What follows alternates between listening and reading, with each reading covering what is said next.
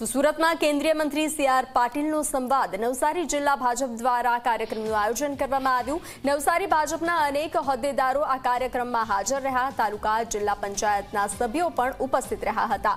તો જે રીતે આ કાર્યક્રમનું આયોજન ત્યારે મારે યાદ કરવું પડે ભરતને સ્તરીપુત્ર ગામનો એક 27-28 વર્ષનો યુવાન સરપંચ છે અને એણે પહેલાં તો 100 કર્યા, પછી તો એને 150 કર્યા।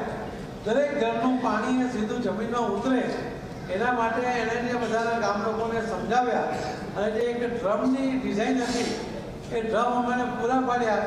તો સૌથી આગળ એ નીકળ્યો એટલે મેં એક ઇન્ટરવ્યૂમાં એ ભરતનો અને સ્તરીપુત્રનું નામ લીધું અને એમાં તે વખતે અમલસાડના કેટલાક આગેવાનો મળે, અમારા ધનવાન નિલેશભાઈ, શું નામ એમનું? ધનુભાઈ નામ નથી, નામ બીજું ઠાકોરભાઈ ધનવાન। એ ઠાકોરભાઈને બધા આવ્યા, લડવા આવ્યા કે તમે સ્તરીપુત્રનું નામ લીધું, અમે પણ કામ કરીએ છીએ। મેં તો કામ કરે છે તો ના ચાલે, એની જે વસ્તી છે એના પ્રમાણમાં એને 150 કર્યા છે, તમે વધારે કરો। અને અમે પછી ચાલુ કર્યું, એમણે સાથે વૃક્ષારોપણ કર્યું, લગભગ 2000 વૃક્ષો પણ રોપ્યા અને મોટા પ્રમાણમાં આ સ્ટ્રક્ચર પણ બનાવ્યા।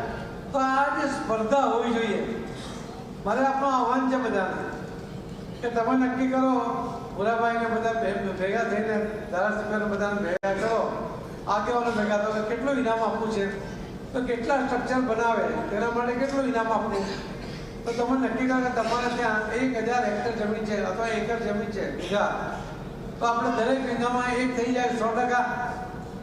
પૈસા તો તમારે આપવાના નથી, પ્લાનિંગ જ કરવાનું છે, તો થઈ શકે કે કેમ એનો વિચાર કરો। એના માટે 100 ઇનામ આપવું, બીજું ઇનામ, ત્રીજું ઇનામ, 3 ઇનામ પછી વધારે આપે તો સ્પર્ધા જેવું ના આવે। એ તમે સ્પર્ધામાં સફાઈમાં પણ કરો। મોદી સાહેબ સ્વચ્છતા માટે વારંવાર વાત કરે છે, તો સ્વચ્છતા માટે પણ તમે તમારા ગામમાં કોઈ પ્લાસ્ટિકનો કચરો, જે જૂનો કચરો છે, હમણાં મેં વ્યવસ્થા કરી આપી છે કે તમે એક જગ્યાએ દિલ્હીમોરાની ચીખલીમાં બંને જગ્યાએ તમે કચરો એક જગ્યાએ ભેગો કરો, ત્યાંથી એ પ્રોસેસ કરવાવાળા છે જાતે લઈ જશે ફ્રીમાં, એટલે તમારી પાસેથી કોઈ ચાર્જ નહીં લે, એ પોતેનું પ્રોસેસ કરશે। આપણે નવસારી સહિત બાકીના જગ્યાએ પણ એ સંસ્થાને જ કામ આપવા માંગે છે કે જેના કારણે આપણા પૈસા બચશે અને ગામમાં જે પ્રોસેસ કરવાની વ્યવસ્થા નથી હોતી, તમે એક જગ્યાએ પહોંચાડશો તો ત્યાંથી ઓટોમેટિક એ કચરોનો નિકાલ થશે, નહીં તો કચરો વધતો જશે, ઢગલા થતા જશે, ગામ પાછા ગંદા થતા જશે। તો આમાં પણ તમારે પ્રયોગ કરવો જોઈએ, એમાં પણ ઇનામ રાખો ને તમે કે ભાઈ પહેલો, બીજો, ત્રીજો નંબર ગામમાં સફાઈમાં શું કરવું જોઈએ, પહેલાં પેરામીટર નક્કી કરો। હું તો મારી તો રિક્વેસ્ટ છે તમને બધાને કે તમે સાથે સાથે કે ટોયલેટ છે હમણાં એ લગભગ 2014માં મોદી સાહેબે સ્વચ્છતાની વાત જ્યારે લાલ કિલ્લાથી કરી હતી ત્યારે ટોયલેટની વાત કરી હતી, ત્યારે ઘણાને એમ લાગ્યું કે આ કેવા પ્રધાનમંત્રી છે કે જે ટોયલેટની વાત લાલ કિલ્લા પરથી કરે છે, પરંતુ એના કારણે 12 કરોડ ટોયલેટ બન્યા, 60 કરોડ લોકો જે બહાર શૌચમાં ઓપનમાં જતા હતા એ લોકો ટોયલેટમાં જતા હતા, એમ ટેવ બદલાઈ ગઈ। એના કારણે જે બાળકો બી બહાર જતા હતા, એમને જે ડાયરિયા જેવા રોગો થતા હતા, એમાં દર વર્ષે લગભગ 50 થી 60 હજાર બાળકોનું મૃત્યુ થતું હતું।